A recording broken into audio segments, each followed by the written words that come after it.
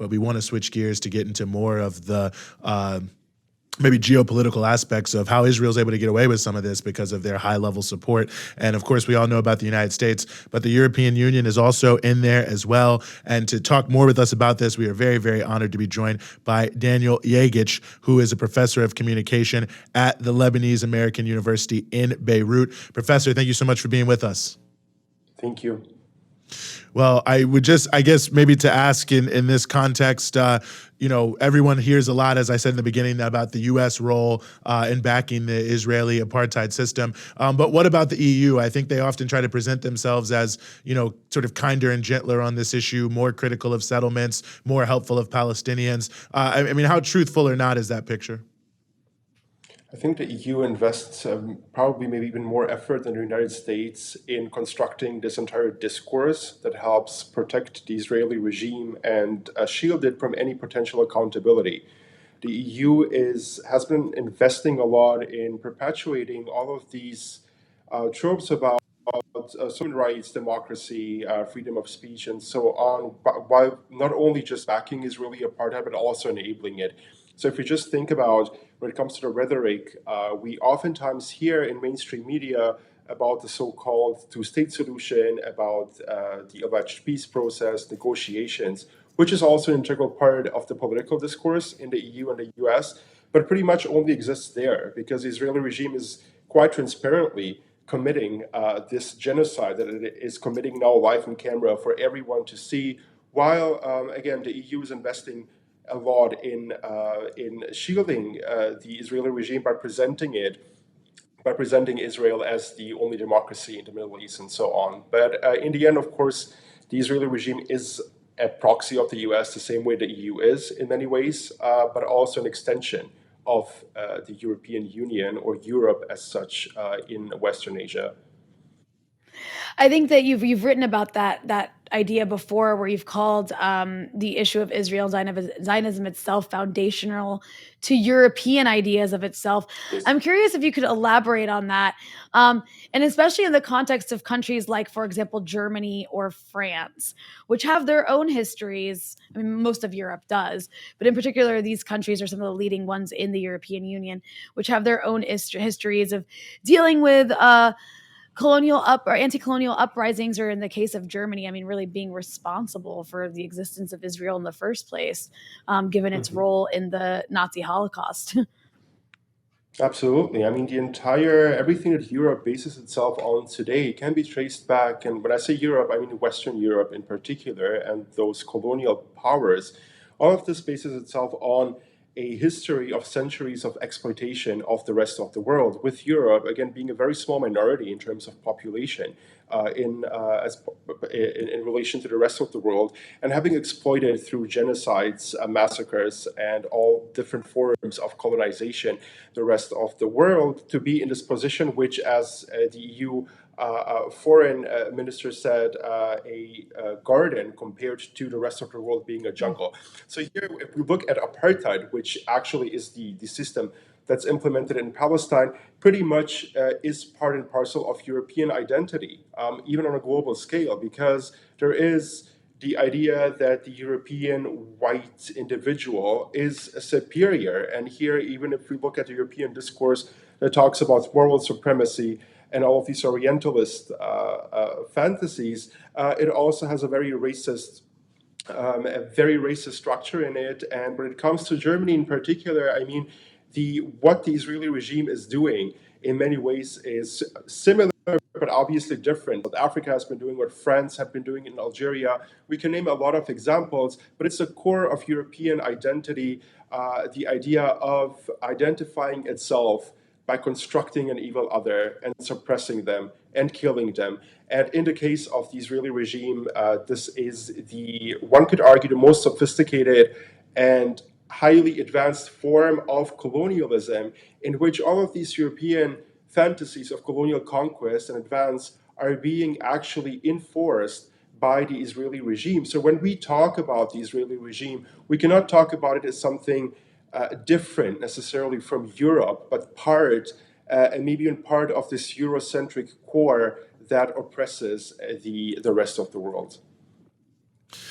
No, I think these are incredibly important points, and I mean, we saw the sort of the situation with the EU being one of the first to say we're going to cut off all aid to Gaza. And then, of course, they claim that they then walked it back because they thought they looked so poorly. But another element of this also too is I think you look at France, you look at Germany, is these are some of the countries that seem to have some of the most repressive regimes against Palestinians speaking out. I mean, I saw the demonstration that took place in Paris. I think yesterday was technically banned. I've seen activists getting arrested on the street in Germany since this new conflict has started. But I wonder if you could talk about that as well, because, of course, I think everyone also thinks of Europe as sort of the home of civil liberties and freedoms, and so on.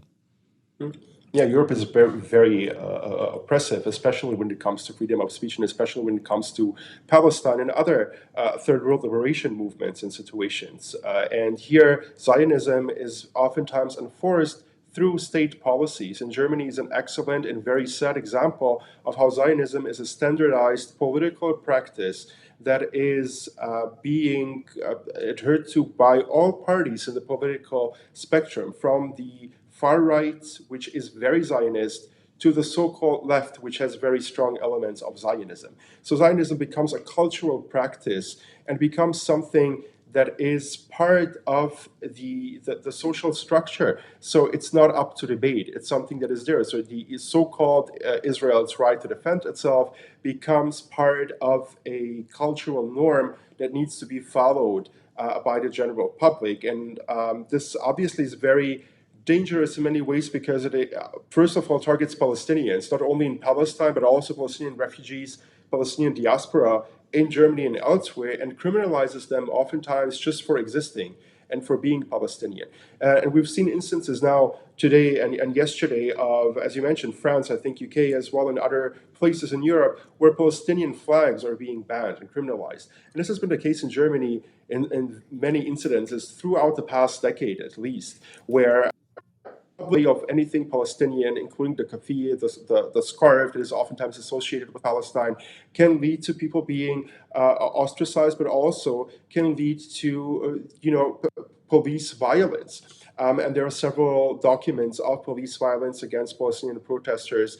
And another important thing to mention here is also the media. So if we look at, in particular, Germany being the largest country in the European Union and Europe in terms of population, in Western Europe with 83 million people, if we look throughout the mainstream media, there is, if just to take today as an example, mere incitement against Palestinians. And so the question about, there's not even the pretense of any form of nuance or discussion. Is a very clear standing with apartheid, with racism, but racism and apartheid and genocidal incitement being presented as human rights and so-called, as the European Union leaders oftentimes call it, shared values.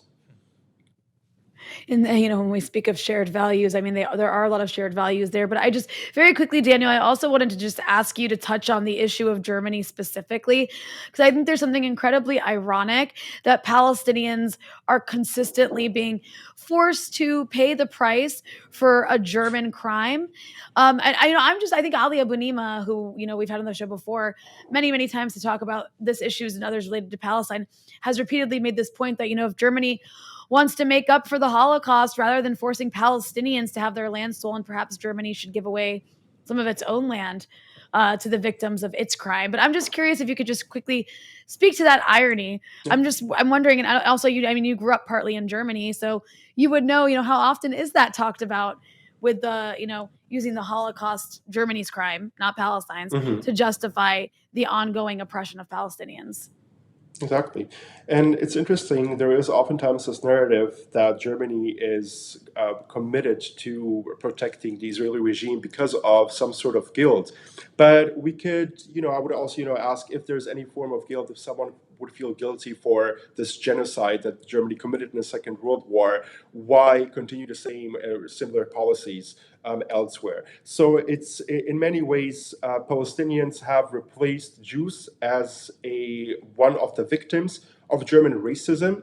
And so if we look at the language that's being used against Palestinians, the very open racist incitement, there's something very obviously very fascist about it. And Palestinians are oftentimes constructed as subhuman.